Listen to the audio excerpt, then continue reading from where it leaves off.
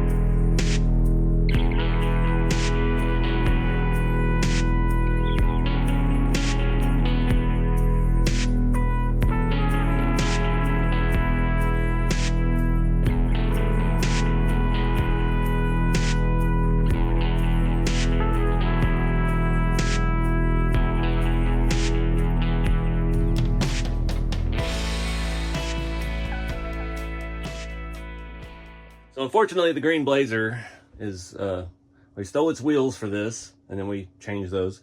And then we stole its Reefs 422 HD servo, because I did not have one. And yeah, it is what it is. This truck's gonna get driven first. We'll get to that project later down the line. That was one of those buys. It was a late night bad decision, and I just yeah, seen my buddy selling a cool rig, and I was like, oh, I'll support him.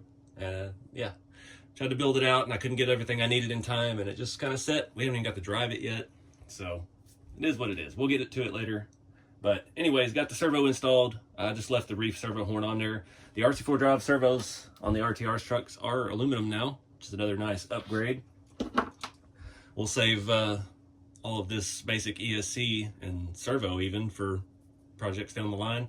I like that stuff. Like touring cars that I get, vintage touring cars and stuff, I'll throw a cheap ESC in it. And so having all these RTR ones is fantastic. But this rig, like I said, we're going to drive it. We're going to get it out and do fun stuff with it. So I want to upgrade it. It looks more scale with this, the way this motor ESC combo works. It's smoother, it's slower. You get a real nice crawl out of it. It's got super high-end torque and speed, and super low-end torque is the main combo of those fusions, and that's what I love about them.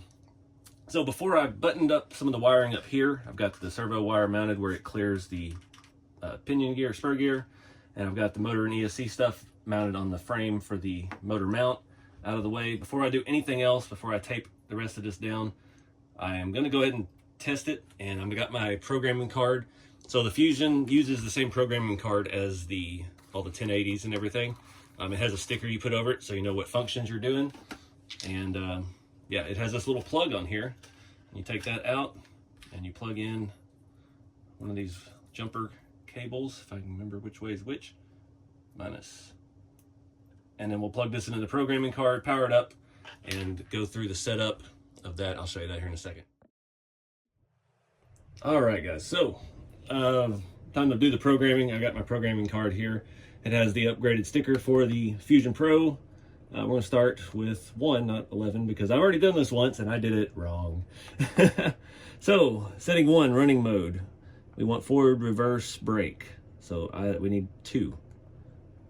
You have to hit OK. I forgot to hit OK last time. We went through all of these. I made a great video. It was wonderful. You would have loved it. It's the best video ever. Item 2, we want to go to 3-cell because I typically run 3 cells. 3, cutoff voltage. It's on 3, which is medium. We'll rock that. Thermal protection, I don't know. We'll leave that.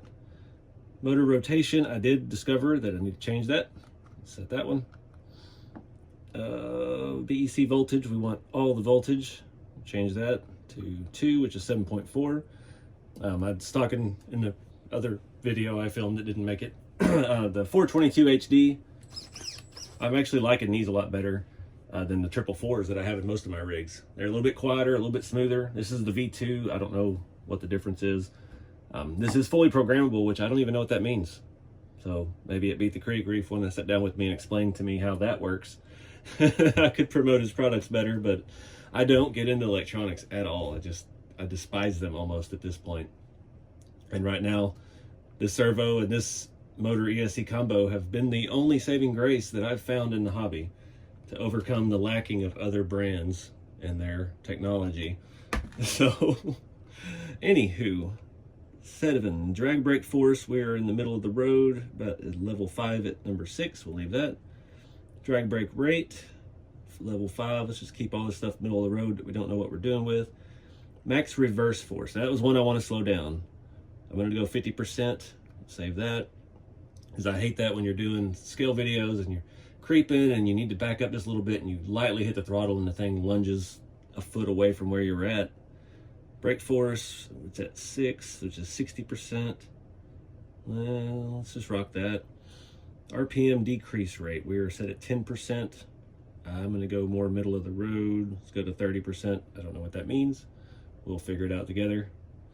Item 12, punch. We're at 5, middle of the road. Let's roll with that. And 13 is neutral range. That is set at 8%. Sure, sounds good. All right, so we're set. Let me double check everything this time. Set for LiPo. Battery cutoff is whatever. Thermal protection is okay.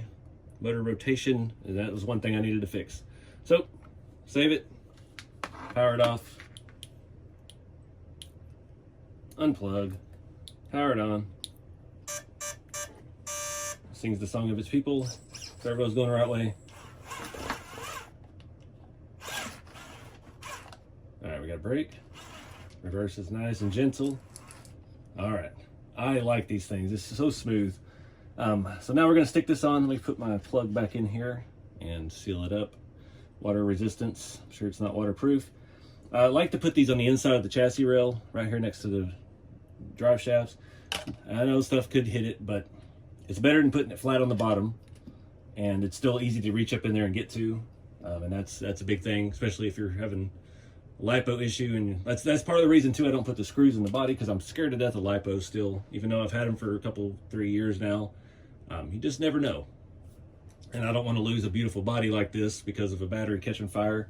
My batteries are getting up there in age, and I've only had one puff on me of all the Helios batteries I've had.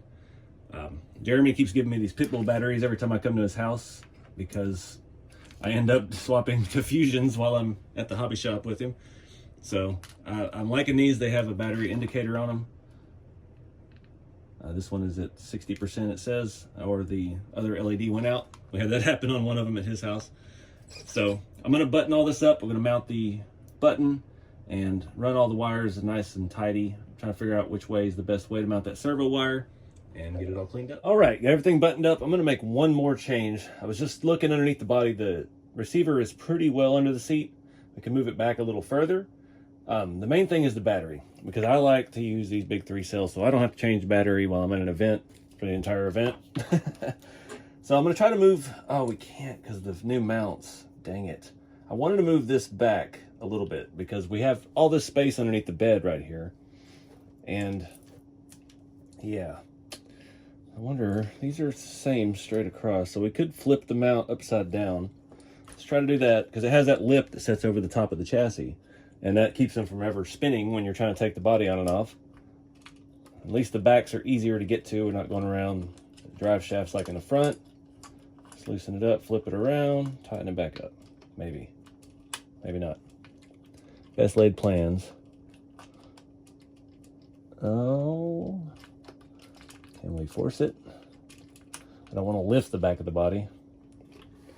What is going on down there? No, they're made to go. Okay. Well, dang it. We'll just have to loosen the battery straps and slide the battery back a little bit until we figure out another solution for that. The Scottsdale has a little bit more room in there than the Blazer does, I think. Well, just because it's longer as well. I can't wait to get to beat the creek. I'm buying like 3 of the Bauhaus multi-tools, so I don't ever have to be without my favorite tool. These things. I don't like to push products, but this is a good product. This thing has been fantastic, and I broke the main tip doing something stupid after 3 years. You can see I broke it. Using it as a pry bar, and yeah, life has been rough without it. So I'm buying 3 of these. I think they're like $50. Like, I don't care. It's the one tool to rule them all. So, anyways, let's get the body on. It's dark right now, so tomorrow we're going to take this thing out and do a test run. We've got to get, for the build off, we've got to get some high quality pictures and a short running video. All right, test fit with the battery, that big battery. I just kind of, why are you gonna be so loud? Kind of loosen the straps, fit the battery back a little bit. So I can hit my on button from the other side, maybe.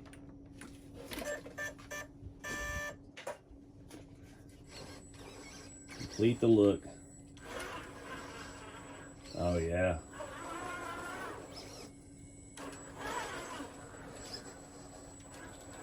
Need something to crawl.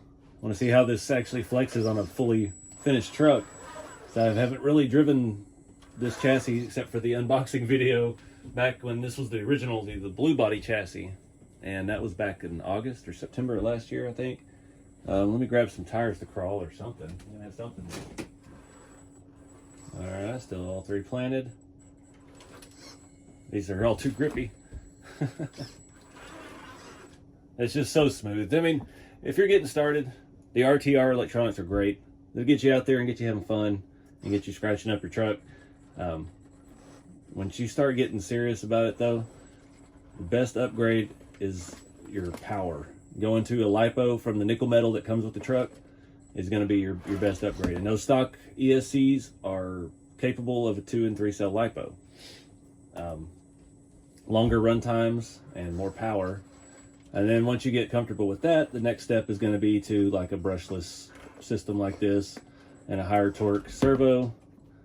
And yeah, this system is honestly probably a little overkill for a leaf sprung truck, but you can see this is not performing bad. We're getting scale flex, and that's the thing. I know there's always that line of people that hate leaf spring trucks that come from SCX10s and TRX4s and things like that. Those are comp crawlers with a realistic looking body on it. This is realistic top and bottom, and that's what makes them so much cooler. And the fact that you can do this much flex with a box stock leaf spring. Remember, we lowered this truck. This truck had all the lift blocks removed, shorter shocks installed, and it works this good out of the box.